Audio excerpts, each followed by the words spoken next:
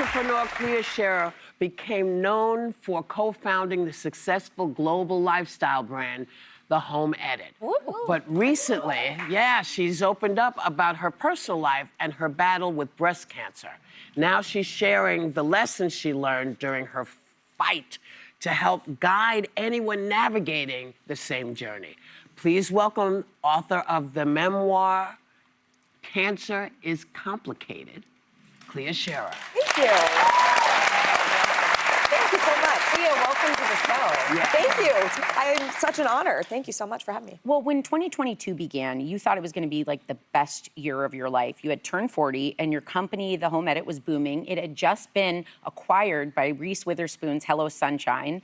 But in February, you felt a lump in your right breast while in the shower, and you tell a really important story in the book about advocating for yourself when it comes to your health. Tell us what happened after you found that. Well, I had turned 40 February 1st, and I felt a lump, which was actually 2 lumps, February 22nd. Wow. And so when I felt the lumps in the shower, I thought, I had mammograms on my mind because I had just turned 40, which is a completely arbitrary age that means nothing to women's health, absolutely nothing.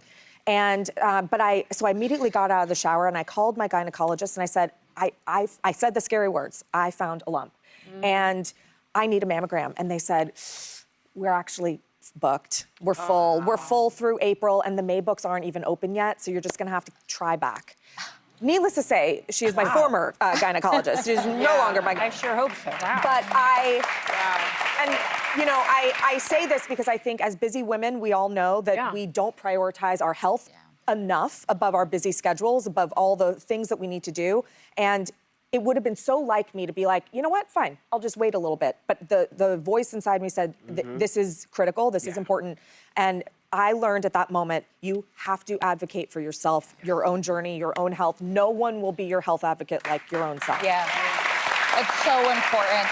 And Clea, things happened very fast for you because the day that you got your first mammogram and ultrasound was also the day you were told you had cancer. So what went through your mind when you heard the words, you have breast cancer? Well, so after my mammogram that turned into the ultrasound that had a few radiologists gathering around the screen, which no one ever wants, by the way, in case that you can see that.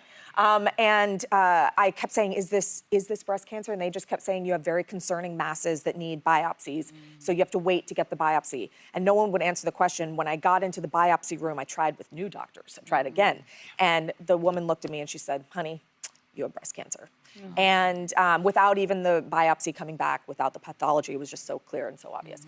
And I grieved instantly, and I think that is a very normal, natural reaction. There is nothing like hearing a diagnosis like that. And I allowed for that space to happen, but within about a week, I really mobilized from being like a why me feeling to really like a why not me feeling. I have access to all the best medical care. I have supportive friends, family, business. And I was like, listen, 1 in 8 women get breast cancer. If I can take it away from 7 women, then let it be me. And I just really tried to treat my diagnosis with purpose. But 6 months before your diagnosis, you actually felt a lump, but you didn't think twice about it and basically dismissed it. I did. So why did you do that? Well, first of all, I want to believe that what I was feeling was much smaller than what I felt 6 months later. I have a really aggressive, fast-moving cancer, so I think that the tumors really were much larger. But I dismissed it because it didn't even clock as breast cancer because I wasn't 40. You weren't 40. And isn't that just the stupidest thing someone could do? Because breast cancer happens to young people all the time. And again, we have this dumb number, 40, in our head, and it's just not accurate. And so I have also no family history. I have no genetic markers. Absolutely nothing would qualify me for having breast cancer yet. Obviously, it happened to me in an aggressive way. 85% of that get breast cancer don't have family history. I didn't realize that. That's a remarkable statistic. If you have breasts, you can get breast cancer. That's true. Men too. Men too. Men too. And, you know, and men also they never think, oh, this could be what's going on. You know, we have to be better advocates for ourselves.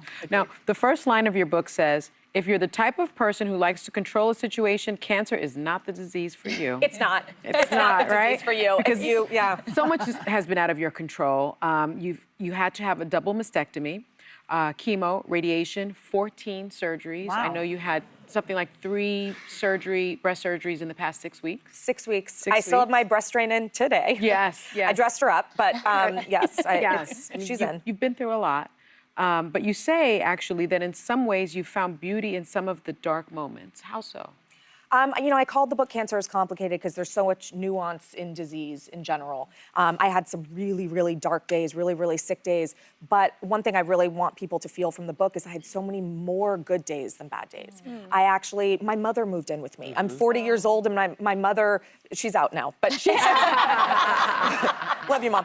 But she lived with us for a year. I had more time with my kids. I wasn't working like crazy. I wasn't pushing my body so much. There were so many lovely, beautiful, precious, cherished moments, and I never. Oh, are they there? Oh, they are. beautiful. Oh, my little babies. I miss How them. they doing?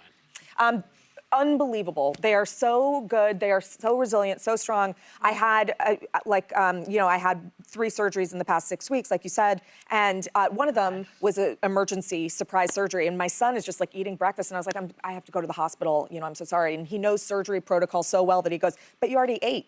And I was like, okay, so so we all know, I guess.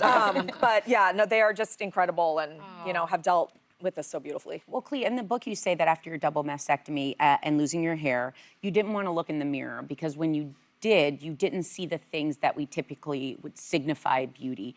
How did you deal with that?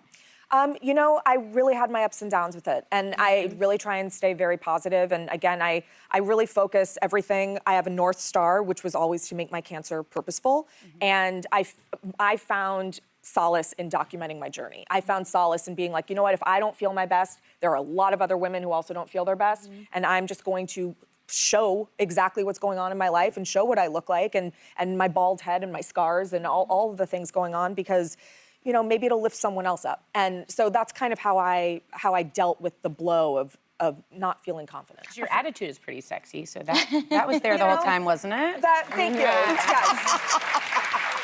I tried. A friend of mine who had breast cancer had something, a cold cap or something to hold her, to keep her hair. And cold capping is definitely a choice that a lot of women make. For me, I was just like, you know what? I have a lot on my plate, and if I have to put on one more thing, if I have to do one more thing, that is going to be one thing too many. Let the hair go. It was. I actually shaved. My husband helped me, but I shaved my head myself. I was like, forget it. It's going. Right. And we do want to let everyone know that you're cancer-free today. Yes, thank you.